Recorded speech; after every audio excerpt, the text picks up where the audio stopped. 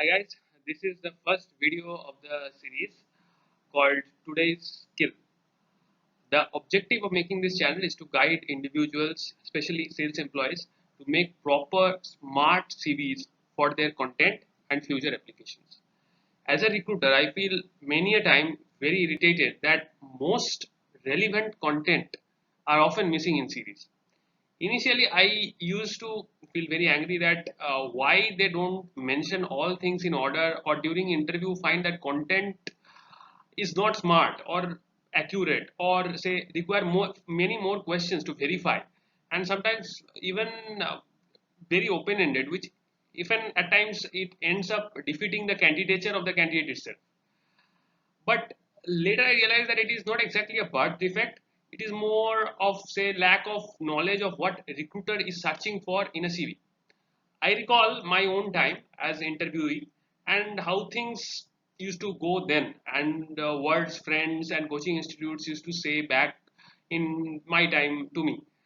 Now times have progressed, but it further pains to think that sometimes talented individuals in unknown colleges fail to realize how important their CV is, and that at a time when they don't get much calls for interview, it is the CV which first needs a relook. But they don't often realize this. They are actually applying to various jobs and various portals, and sending a CV to hundreds of people, but they don't actually realize at times that the CV is important, and also it is important that which job they are applying to, because the essence of that job will obviously reflect must be reflected in the CV. Uh, See, the background aspect is always there, but that background you cannot change readily because it takes a long period of time to actually build a substantial background, the educational background, the professional achievements, and so on. CV as a singular document is very key, because the job cracking, if one realizes that it is mostly the only document which is being referred most number of times in the entire interview process, starting from the shortlisting to the offer. The questions that will be asked in the interview will also be totally based on the CV. So CVNs will essentially determine what questions are going to get asked to you, and the questions, what answers you should always prepare, and all these things. So these things are totally dependent on this particular one singular document.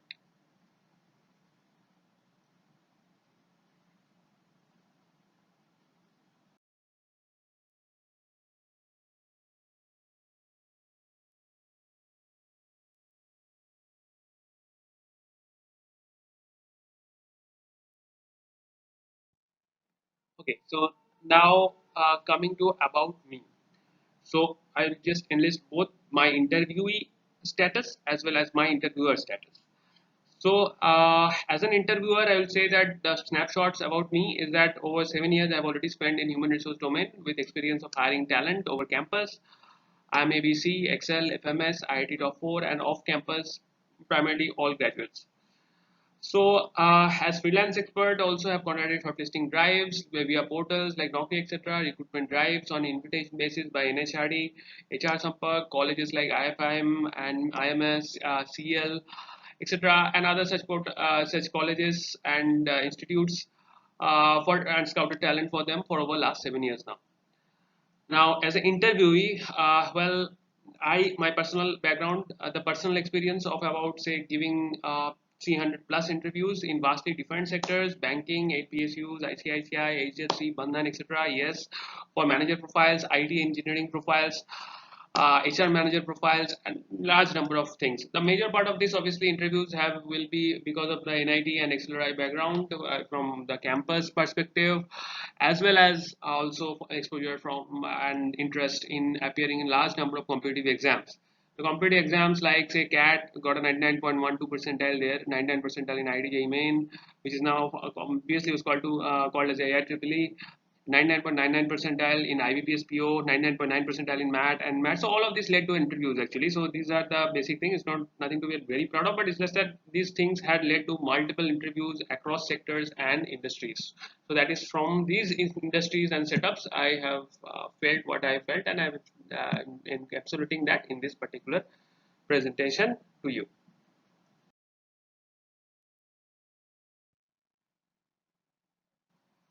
Okay, so why you need a smart CV? Now, what do you mean by smart and why you need the CV? That you must realize. Now, statistically, why your CV is important? See, on an average, it takes just about say 6 to 7 seconds for a recruiter to decide the fate of a CV. And approximately you can say 99% of the interviews happen basis the data, facts, and figures quoted in your CV. So, in effect, your selection of candidature, whether you will be interviewed or not, as well as in that interview, will you be selected or not, will be more or less decided entirely by your CV.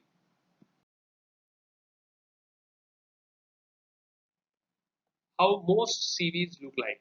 Okay, so this is how in general CVs look like. So it's obviously some of the very old applications that had come for me, as well as some recent applications which I have gone through in Naukri. It's not related to Pidlite. It's just that those applications that have come to me in mass, and there are hundreds and thousands of CVs that come to me via LinkedIn and also various other portals from references and all that.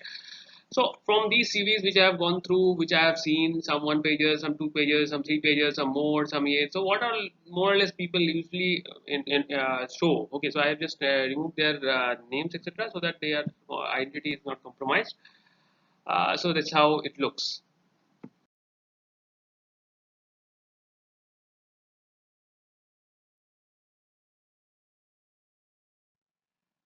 From an HR perspective, it looks more like this. In fact, it's more complicated. It's just fully full of all CVs and hundreds and thousands of applications for a singular post. This is how it looks, just for your understanding and knowledge.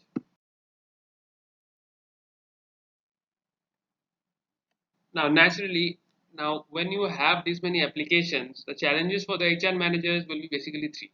One, how to utilize their time, because the see everybody cannot be interviewed because the line manager will have a limited time. Cost, obviously, that if for conducting an interview there would be obviously some intangible or intangible costs, the time that the interviewer will investigate in that, so that time of interview and his otherwise jobs that will be suffering and his salary that is getting paid to him. So all these factors, and then if this interview is a physical one, then the cost of that rent of that particular room for this particular purpose. So there are lots of considerations that comes into it, which builds onto the cost. Now the quality, obviously the quality, if there are a large number of people who are to be interviewed, then the interviewer also will face a little bit of after a few round of interviews and of unrelated kind of candidate, if they have just applied and that's why they have been selected, then the problem will be that they will run out of time and energy. At the same time, they also these candidate. That's why there is some set criteria that has been set by HR. So that's why they are trying to combat that challenge. They always put up some desired future performance standard.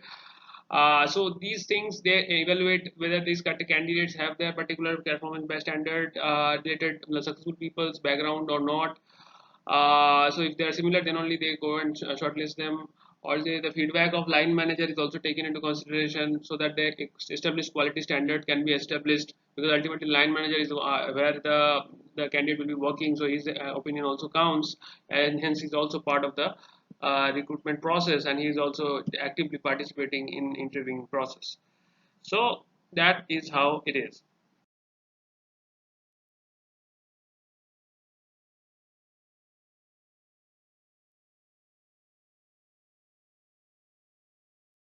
Now the basic and the usual process overview. So how is it like? So it's like you apply in a portal, okay, so whatever it is, Naukri or whatever, or any other portal with the company. So then the HR will screen your CVs. Okay, they will see if they will put extract the applications in an Excel format maybe, and then see, or any other format, whichever is there, the application or the type of application that is there. So you will see that what visual CVs have applied, what is their background, what is their educational background. So then and then set frequency keep on downloading, so the fresh CVs are captured.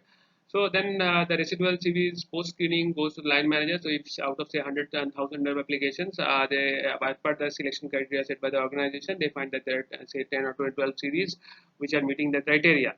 And now, if there are more number of CVs which are meeting the criteria, then obviously they have to reduce the number of interviews. So they will take the top 10 or top 20.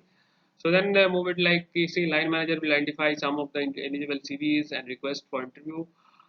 So they will see out of this 10 CVs, the line manager will then start the shortlist. Say out of the 10, it says like 5 or 4, and then they start the interview for the first round, and then there will, and then the final shortlisting will happen in the subsequent rounds. If they clear the first round, then obviously go to the HR or some other round if it is there for the particular division or function. Then it will go ahead to the HR for the final round, and then you go towards offer. So now that you know how to, what is the background process that goes around, so now you understand how to make that CV so that you can, all these processes can be, you can successfully combat these processes and actually you get CV gets selected. So first thing is, as I told you, that you are just applying on do, you have to identify the key decision metric of that particular job where you are applying. Okay, it's not very difficult. You just don't get lost in the words.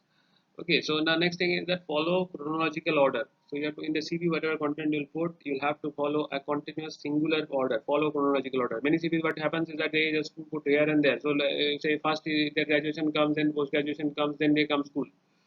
So these things, and then the experience order is also jumbled. So these things are not to be done.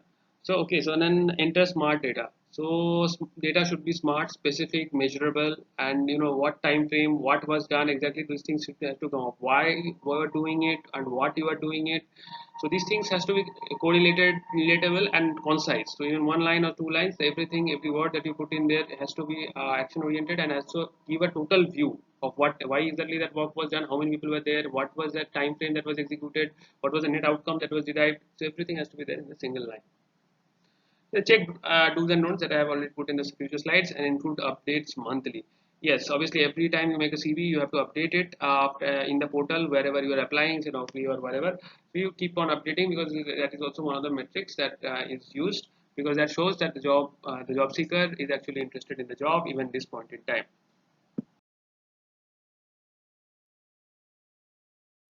Now coming to the key decision criteria, as I was just saying that in the last slide.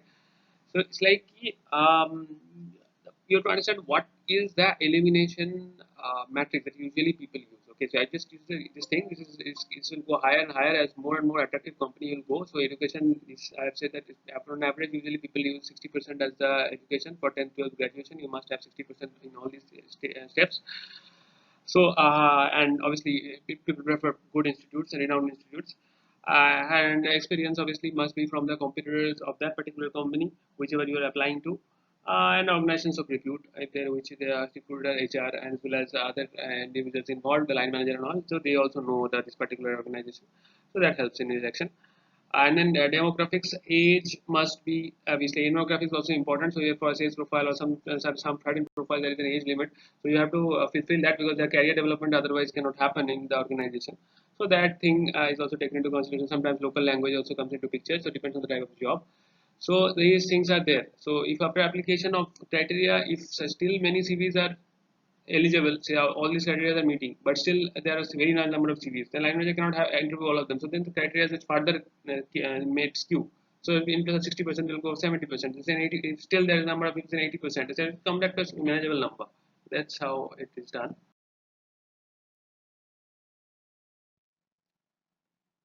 So identifying decision metrics. Now it's a very important aspect. As I told you, how do you know? I mean, how will you know that a particular job will have what kind of criteria? So you read the JD properly. Okay, so job description is very important. So you have to read the JD. 90% of the people just blindly apply, but they don't read the JD. So then again, obviously, if you are completely unrelatable to that particular job, just you are looking for a job, then that won't work because ultimately the organization which will be selecting you obviously will have to fulfill certain criteria. So it will not just be taking anybody. So you will have to read the JD first. So you will understand from the JD only that what is required more. It's like for a sweeper's job, you don't need percentage of marks. It's a more physical job. So experience will become more important there. And if it is like say any kind of an analytical job or a managerial job where you need a lot of polished accent and you have to wow you speak and whatever, so then the education becomes important and then background and all that. So then the quality of college, obviously, in hundreds of people apply. Obviously, in the good colleges, people apply. Then obviously they are obviously taken as a separate because they have a proven record of performance. and obviously every organization wants performance. So the experience, well, again, experience. If people say that okay, I have experience of 10 years, then I have the job says that it requires a 6 years of experience, then I should be selected. Now the thing is that when you are taking about talking about this experience, you have to understand that the JD what is being shown, you have to have the experience similar to that. If you don't have that particular type of experience, then it is not no use. If you are applying for a sales job and you have an HR experience, then that will not be valid that way. Unless and until obviously there are no other application, or then the HR manager believes that okay, fine, let's take it. So this is important. So again, say key performance areas. What are your performance areas that relates to the JD? Then there is a result orientation, etc. That how what is the achievements, etc. is there in your CV. So that also comes into picture. The present job location. Now, if it's a sales job, then obviously you have to be locatable with a particular location. If you are not comfortable in locating, then obviously you will not be considered. So usually people prefer local candidates only. So demographics, obviously age criteria again is has a thing, and then male female. Some jobs are particularly they want female candidates or say a male candidate only. Because of the type of the job, nature of the job, and mindset of the company and their policies, etc. So the local language fluency, again, if you have to work with the say villagers, especially who are not educated, and you definitely need a local language thing, especially because if you don't know the local language, you'll not be able to interact in that way with this sufficiently. Especially it depends on the particular type of job. It's not that for all jobs you need it. It's just that basically these are the criteria which you have to look at, and if whether you are meeting it or not. Okay, so as I just said that it is about the chronological order. So I just try to show here by one of the recent CVs. So it's like what which company you work, what is the sequence like say from 2005 to 2007, then 2000 it is on the first, and then 98 to 2005. Then it is moving a particular sequence order. Okay, your current job first, your last job, then you move to last job. So like that. So here initially the recent job is there post McDonald research is the first one, the recent one which he is working in. Before that the cash and the carry carpet. So that he has mentioned, and then before that was Hargis. Then like this. So this order has to be that you can do both ways, but this is more like the recent first is a better approach because that is what is needed from the recruiter perspective.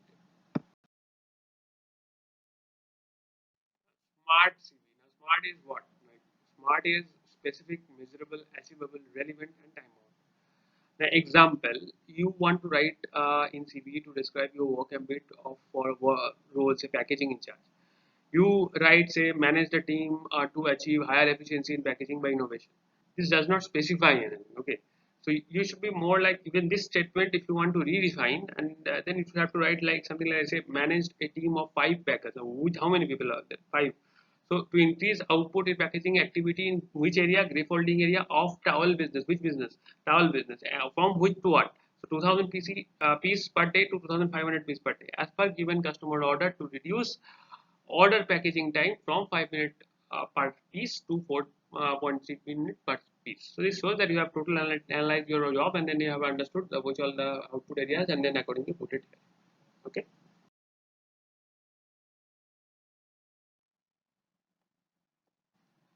Checking do's are see first thing is that do what you must do is that mention clearly in the starting of the CV your current mobile number, your address, your email address, your Skype ID, your profile connect. If you have forgotten your email ID in the last email ID that you created and you don't have, you are some people have this kind of issues that you have entered an email ID which is not active at this point in time, or maybe they have lost the password or whatever. So you have to ensure that all the details are correct. So your mobile number is correct, your address is correct, your email address is correct, your Skype ID is correct, your profile connect, because that's how the recruiter will call back. So now mention clearly in your CV percentage of marks. So you, many people just don't they say that I'm 40%, I'm 30%, but you have to mention in the end. They will definitely ask you in the interview also. That will be a selection criteria in the end. So yes, you have to must ensure mention that because people will anyways compare with you. So it's not like that if you're not writing it, it will go pass unseen. So yes, years of passing there whether there is a gap or anything. So mention clearly your JD in smart format. Okay, smart format I just said to in the last slide. So use action verbs like what you have done. Don't talk about what should be done or just copy paste the JD.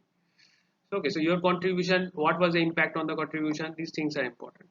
Preferably follow chronological order as well as the wide location of the job was and all these things, so that will be a clear picture. Mention clearly your achievements in SMART format. Don't just say that okay, I did well, I did this, and my supervisor used to kill grade of me, and all this. This is not relevant actually. Okay, so this is how it is. When you are saying don'ts, now don'ts is that include your picture unnecessarily. So many people put a very stylish picture in their CV and they feel that okay, this picture is very good, so obviously I'll get a call. But this doesn't happen like that. Okay, so it is something, it's a job obviously, so there is a requirement, there is a JD, there is a vacancy, against which the hiring is being done, there are 10 other people who are applying, so obviously from depending on your CV and your educational qualification only you'll get shortlisted. It's not unless obviously the job is of a model or something. So that's a different thing. So yeah, so this is what you must ensure. Okay, so include hundreds of skills which is self-defeating. Now many people have seen that they're completely the entire CV is filled with skills. Now I think in some of the formats also they prescribe and they end up putting out hundreds and thousands of this. They say that okay, my skill is that I have attention to detail and all this, all the good things that are there available, they just put it in the CV. Now the problem is that when you are putting all these things in the CV, first thing is that this is not what will be the recruiter will be checking in a competency wise. So it's not like that every skill is going to get checked. So ultimately they will obviously go by your background, your past experience. So you'll not go into all these details of that whatever you have written about yourself. So obviously for that evaluation, obviously there will be a standard set of tests that will happen. It will happen later if you get shortlisted at all, basis your education as well as the experience background.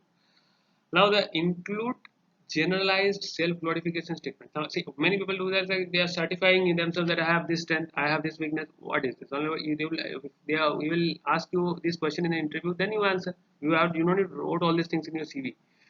Include details of your other comments about you. Like in CV's achievement, you said that my supervisor felt great about me. Now what is this? So include details sensitive to you, like say your other number, bank account. These are not the things which you put in your CV.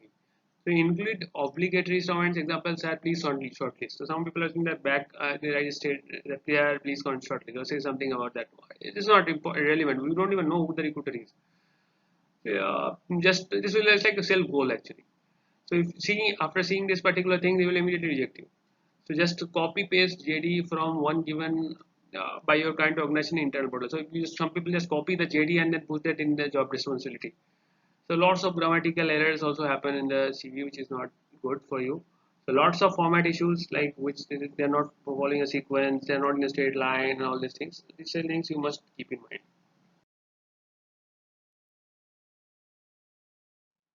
So now that you have more or less towards the end of this video and you have already made the CV, so then what we do, you will obviously need to upload the CV in all the recruitment portals. Usually the most important ones in the Indian context is obviously the Naukri and the LinkedIn and the Indeed, Monster Jobs and Times Job, I'm Job and all these things, so all these portals. So you can put all these things there and read as well also, and there are other portals also. So you need to put all this here and keep a note at some page or some thing so that wherever you have put it, so that you can individually after a fixed frequency or 7 days or 10 days or every day if you have you are actually need in job, then every day in morning you just open and click on the CVs and see whether everything's okay and all that. So that will keep with the CV updated. So if you are not in the immediate requirement, you can do it in a weekly basis or a monthly basis or in a yearly basis. So it depends on the requirement and the type of requirement that you have. So you can take it up that way. Thank you. Okay, so we have come to the end of the PPT. Thank you for watching this. Hopefully it helps you. If it has helped you, please feel free to subscribe, like, or share to your friend circles. I believe this will definitely help if you have gone through all of this and try to incorporate in some of this in your CVs. And good luck and use it. I think it will help you get more calls. All the best. I believe you can do it. Have confidence. Go forward in life.